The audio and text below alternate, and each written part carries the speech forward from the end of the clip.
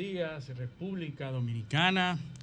Yo soy Luis José Polanco y les doy las bienvenidas a su programa Paneo Semanal, como todos los sábados de 10 a 12 meridiano. Estamos aquí en su emisora Sol 106.5 FM, también en todas las redes sociales del grupo RCC Media, en nuestro Instagram y Twitter, Paneo Semanal. Así que nos pueden seguir en todas esas frecuencias y, como siempre, trayéndoles las informaciones, un paneo por todo el mundo y las informaciones más importantes de la República Dominicana en diferentes aspectos. Hemos tratado siempre de llevarles a ustedes un punto de vista diferente, un punto de vista académico, un punto de vista crítico sobre los acontecimientos que suceden en el mundo.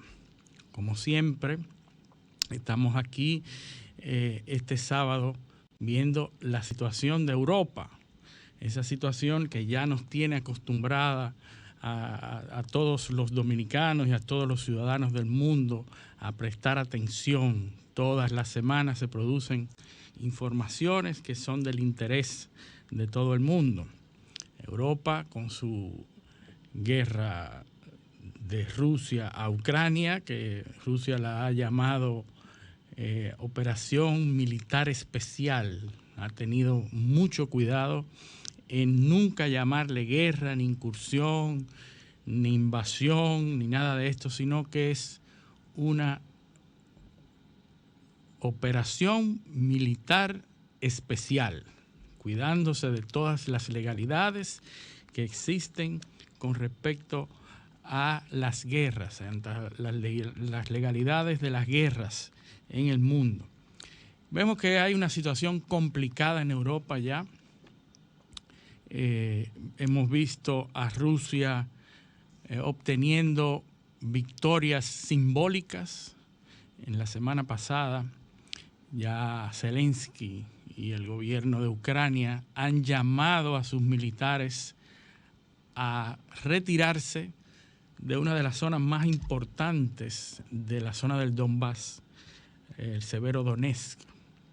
El Severodonetsk es una ciudad eminentemente industrial, una ciudad económicamente importante para Ucrania, que se localiza en la parte sureste, en la zona del Donbass de Ucrania, y que ya el gobierno de Ucrania ha tenido que retirar estratégicamente, dicen ellos, a sus soldados de esa ciudad, obviamente concediéndole simbólicamente esa victoria a los rusos. Nosotros en este lado del mundo no vemos muchas propaganda de Rusia ni de los aliados rusos, sino que más bien estamos invadidos por la propaganda occidental. Y este tipo de noticias, pues a diferencia de Rusia y sus aliados, pues no hacen tanta bulla, pero evidentemente es una victoria realmente simbólica, porque eso implica que ya Ucrania está concediendo parte de territorios, de su territorio a Rusia, sobre todo en esa zona, que es una zona importante. Es una zona, toda esa zona se llama Donbass, porque es una especie de contracción de palabras. Es la cuenca del río Donetsk. El río Donetsk es un río que llega y pasa, se origina en Rusia y pasa por todo el territorio al este de Ucrania. Y entonces esa cuenca que genera ese río es la zona de Donbass, que es una zona amplia que contiene otras zonas, la zona de Luhansk y la zona de Donetsk. Y todas esas ciudades que están ahí emplazadas en en esa cuenca, pues tienen una importancia. Ya habíamos dicho que la mayoría de la población que reside ahí son cercanas a los rusos porque su población había estado muy relacionada con los rusos, son de idiomas rusos, se comunican en ruso, y es una zona que, a pesar de ser de Ucrania, pero son una zona muy apegadas a los rusos, y durante muchos años, desde el 2014, incluso antes, ya han estado en disputas por separarse de Ucrania, pero es una zona económicamente importante. Ya esa victoria, que significa el haberse retirado de ahí, pues asesta un duro golpe a esa propaganda occidental que siempre da cuentas de las deficiencias y de los problemas de Rusia. Otra de las informaciones que normalmente no llegan es que Rusia, en una locución, en un video de las noticias en Rusia, presentó 2 soldados norteamericanos, de origen norteamericano, que habían sido capturados en esa zona, y lo presenta como prisioneros de guerra. Prisioneros, lo pone frente a las cámaras y los pone a declarar las cosas que ellos quieren que declaren. Entonces, una conducta muy propia de las guerras y de los conflictos, donde la propaganda es muy importante para la percepción de lo que está pasando en el mundo y puede manipular la opinión pública hacia un lado y hacia el otro. Siempre hemos dicho que la guerra que se realiza en el territorio con armas y municiones es una, y la guerra que se realiza en la prensa, en los medios de comunicación, es otra. Y ambas tienen mucho que ver.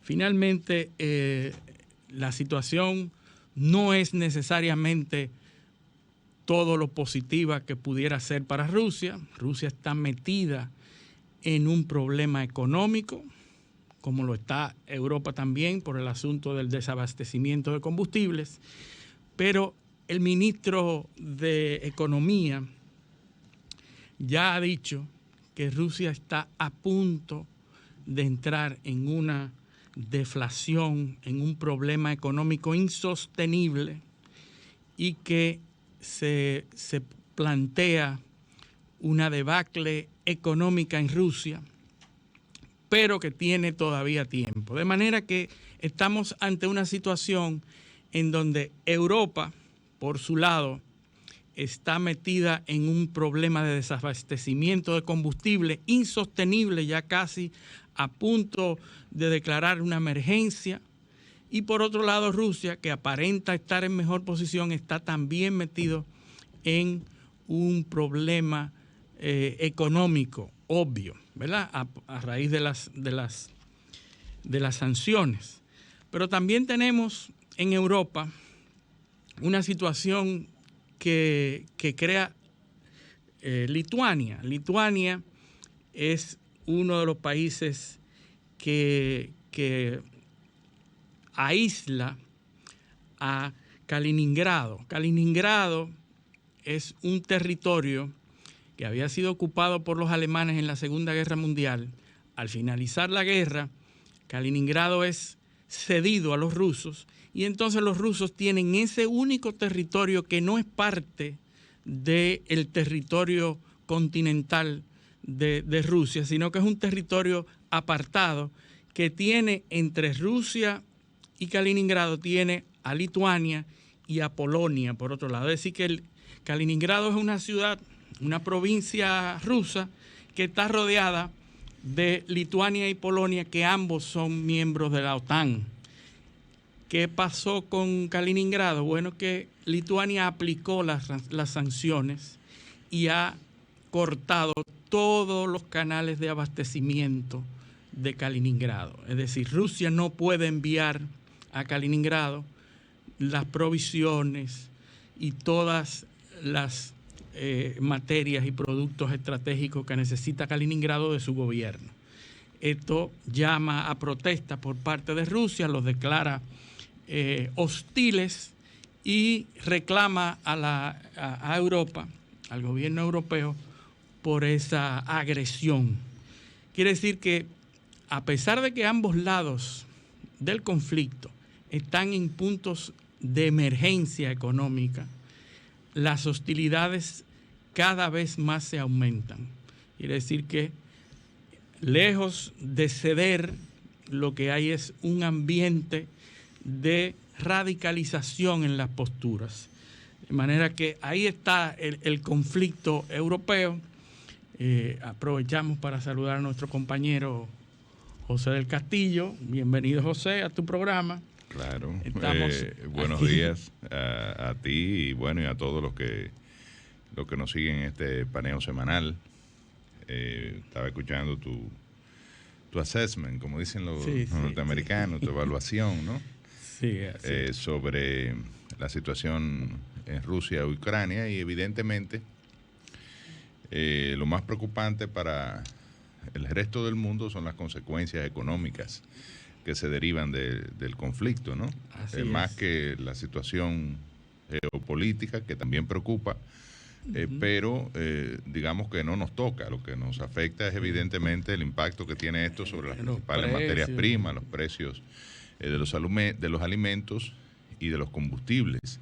De hecho, en Estados Unidos escuchábamos ayer al presidente Joe Biden hablar sobre el tema de los precios internos de los hidrocarburos, haciendo un llamado a los distribuidores de combustible en Estados Unidos a que no especulen con los precios.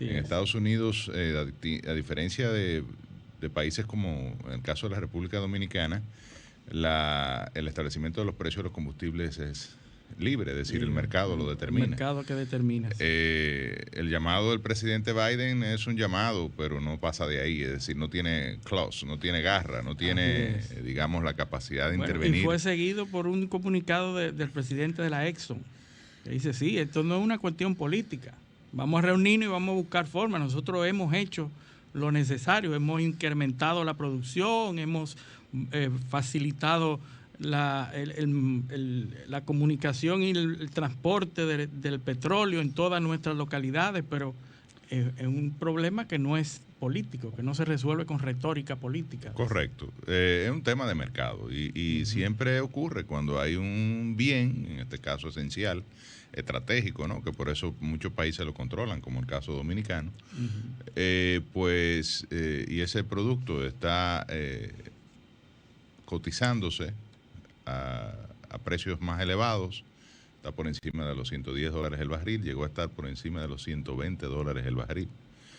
El crudo, el que aquí le gusta utilizar como referencia, que es el West Texas Index, aunque la ley ordena o establece que la referencia de precio es el índice del Golfo, el Gulf Coast Index, pero nos gusta y incluso las autoridades lo utilizan. Cuando realmente no es la referencia del precio interno de los distintos derivados del crudo. Que no hay mucha diferencia entre ellos. No, pero no sé por qué, como que el West un día se puso de moda y la gente le gusta, parece que le gusta más WTI que el Gulf Coast. Pero en el caso del mercado, pues evidentemente sigue la tendencia que se da a nivel global, a nivel interno, de incrementar el precio. No hay, evidentemente, quien no incurra en un proceso de especulación, es natural. Es decir, cuando hay libertad de mercado, el objeto de la figura o de la persona, el capitalista, el comerciante, es tratar de optimizar su beneficio. Y lo hace en virtud de una realidad de mercado. Si todo el mercado se incrementa, es normal que haya un movimiento hacia el alza para optimizar los beneficios. Si el mercado se va hacia la baja, pues también para evitar las pérdidas y poder garantizar la colocación de su producto, el agente económico pues disminuye los precios. Si hay mayor oferta, hay una disminución de precios porque es el mismo mercado recibiendo más productos. Pero a veces ni siquiera el tema de la oferta y la demanda juega en estos elementos que son muy, digamos que tienen que ver mucho con el elemento de incertidumbre. Sí, porque básicamente lo que genera el incremento de los precios no es la oferta, la demanda, no es la capacidad de producción, se puede incrementar ni la retórica política, como decía el presidente de Exxon, sino la incertidumbre. Y la incertidumbre es real, porque no sabemos, no tenemos una certeza de qué va a ocurrir finalmente entre Ucrania y Rusia, incluso hasta queda siempre latente el escenario de una catástrofe nuclear, ¿no? Que, sí, evidentemente cada vez se involucran más países, José, y lo que vemos es que lejos de buscar aveniencia y lejos de buscar consenso y de llegar a acuerdos, lo que vemos es radicalización por las dos partes, porque Rusia está cada vez más, ya amenazó Rusia con atacar la embajada norteamericana en Kiev. Y, es decir, una rimbombancia más, un discurso agresivo, ¿verdad? Por otro lado, tenemos que la OTAN, que se va a reunir el 29 y el 30, 28 y 29 y 30 en Madrid. Que hay que recordar que es el origen del conflicto. Completamente. Aunque hay otros trasfondos, el control de Crimea y de la salida al mar, sí, de los rusos, al Mar Negro, y el control de territorios que tradicionalmente han sido prorrusos, como tú señalabas al inicio, la zona del Donbass. Exacto. Pero también incluso ya Rusia había en el 2013, 2014 había invadido estos territorios. Sí, ahora, habían conflictos que se han mantenido. Es un detonante que hasta, digamos, no le quiero dar la razón a Putin, pero si tú me dices que tú te vas a aliar a mi principal, digamos, adversario, que es Occidente, en un tratado que es eminentemente militar, porque como decía Putin recientemente, no me opongo a que Ucrania pertenezca a la Unión Europea, porque no es un acuerdo de carácter militar. Ahora sí, me opongo a que pertenezca a la Organización del Tratado del Atlántico Norte, que ha sido creada específicamente para con características militares, para proteger a la Europa occidental, ¿no? Correcto. ¿Y cuál es la amenaza? ¿O cuál era la amenaza histórica? Bueno, la antigua Unión Soviética, digamos que Europa del Este, y la posibilidad de un conflicto bélico de grandes dimensiones en la época de la Guerra Fría. Hay que recordar, José, que a propósito de esta reunión de la OTAN, que va a haber esta cumbre de la OTAN, alrededor de 40 países, en Madrid, celebrando 40 años que tiene España perteneciendo a la OTAN, en la reunificación de las dos Alemanias se firmó un tratado en donde se comprometía la OTAN a no expandirse hacia el este. Eso fue en el 90, ¿verdad? La reunificación de las dos Alemanias. A partir de ahí se ha expandido 6 veces hacia el este. La cuarta expansión, que incluyó a la República Checa, Hungría y Polonia, la cuarta en el 99. En el 2004, Bulgaria, Estonia, Letonia, Lituania, Rumania, Eslovaquia, Eslovenia. En el 2004, una quinta expansión. En el 2009, Albania y Croacia, la sexta expansión. En el 2017, Montenegro, séptima expansión. Y en el 2020, Macedonia del Norte, la octava expansión. Y ahora se está hablando... Que las últimas expansiones, valga la aclaración, son de ex República Soviética. República Soviética o el caso de la antigua Yugoslavia, que países de la esfera, ¿no? De lo que se llamaba, se denominó digamos, los satélites, ¿no? Los satélites. En el caso de la Unión de República, de la antigua Unión de Repúblicas Socialistas Soviéticas. Soviéticas. Es decir, que se han expandido 5 veces más después del compromiso de no expandirse hacia el este, que se firmó cuando se produjo la unificación de las dos Alemanias. Ese fue el compromiso que se hicieron para que Rusia cediera a Alemania del Este y se reunificara con la Alemania aliada, ¿verdad? La parte que se mantuvo. Es decir, que no solamente esas 5 veces que se expandió, sino que ahora, a raíz del mismo conflicto, increíblemente, Finlandia y Suecia están solicitando la inclusión en la OTAN.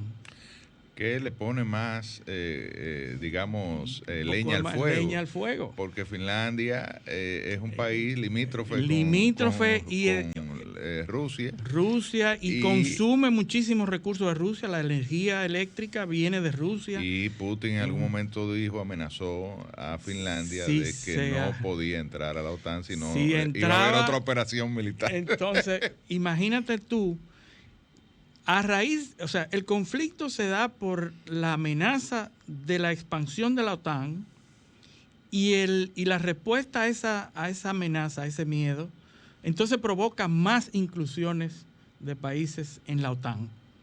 Y se habla de que Ucrania, que pudiera ser miembro de la OTAN, que yo no lo veo factible ni se va a producir, nadie es loco, pero ya están hablando de que Ucrania forme parte de un modelo específico, de un estatus especial que tiene la OTAN, que es de candidato, porque hay muchos países que han entrado en ese modelo, en ese estatus especial que se llama candidato A, pero que no son miembros, por lo tanto no entran dentro de los articulados de la OTAN.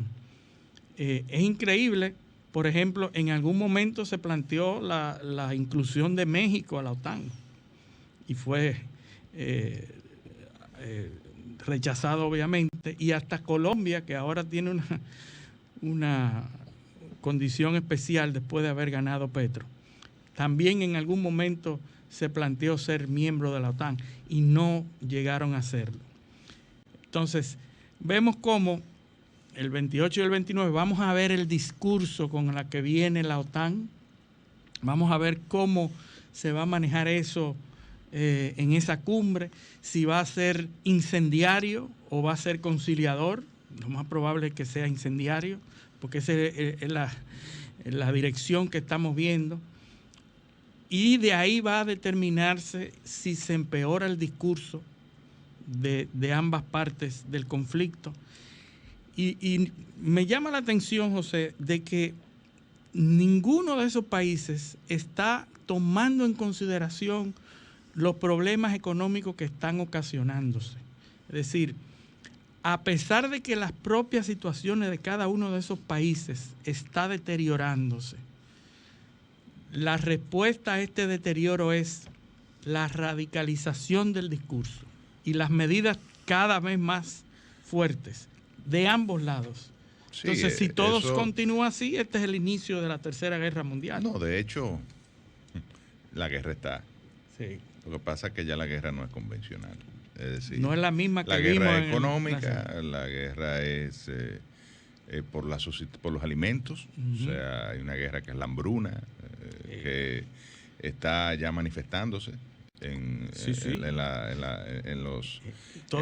el incremento de los precios y todos esos países que dependían del grano y del trigo de Ucrania, ahora pero mismo que tú dices son ellos, eso es allá al otro lado del mundo, porque eso genera una presión en el mercado de esos productos, porque cuando falta de un origen, entonces tú vas a otro, entonces genera una presión de una demanda que afecta el abastecimiento global y afecta los precios, lógicamente. O sea, es que vivimos ya en un mundo interconectado. O sea, no es verdad que si Rusia no le suple alimento a un determinado país, este país no va a tratar de buscarlo en otro mercado. El efecto mariposa. Entonces, lo que tú hagas aquí afecta otra parte del mundo. Pero la guerra está ya a nivel mediático.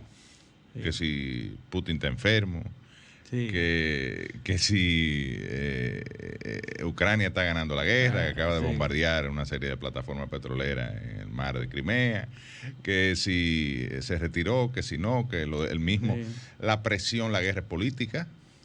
O sea, esta cumbre de la OTAN evidentemente es un desafío a la actitud de Rusia, ¿no? O digamos, una contención. Habrá que ver la reacción. Hay que ver cómo se da. Que Putin quiere volver a la antigua esfera de influencia geográfica que tenía la Unión de Repúblicas Socialistas Soviéticas, es decir, que todos los vecinos de Rusia están en peligro. Fíjate, esto es interesante, José. Se reunió la semana pasada el BRICS, que son los países que contienen a Brasil, Rusia, India, China y África del Sur, Sudáfrica. Esos países, que son 5 países, sostuvieron una cumbre en donde fue presencial para los ministros de Relaciones Exteriores y otros niveles, pero que también contó con la participación remota de cada uno de esos presidentes. Y el discurso que se dio ahí es de que entre ellos van a aprovechar la situación mundial para darse soporte mutuamente, económicamente. Putin dice, bueno, si Europa no quiere mi producto, mi combustible, yo lo voy a vender a ustedes y se lo voy a dar a mejor precio. Es decir, esos países... Fíjate que ahí está China. Está China, que correctamente. Es uno de los mayores consumidores de materia prima del mundo. Ellos fueron la sede del India, BRICS. que es uno de los mayores consumidores de materia prima y productores también, tanto China como India. Brasil, que es un productor de materias primas importantes, sobre todo de alimentos, soya, carne. Los expertos vaticinian que Brasil va a ser una de las potencias económicas más grandes en el futuro cercano. Bueno, ahora uno de los ganadores de esta situación por la gran producción de alimentos son Brasil y Argentina, sobre todo por su participación en el mercado de la soya, del maíz, del trigo, así es. De la carne. Entonces, realmente lo que vuelvo y reitero, tenemos la misma preocupación, yo creo que la comparten los que nos escuchan, la comparte el mundo entero, cómo este conflicto ha generado un impacto global que ha puesto en jaque a los principales gobiernos del mundo.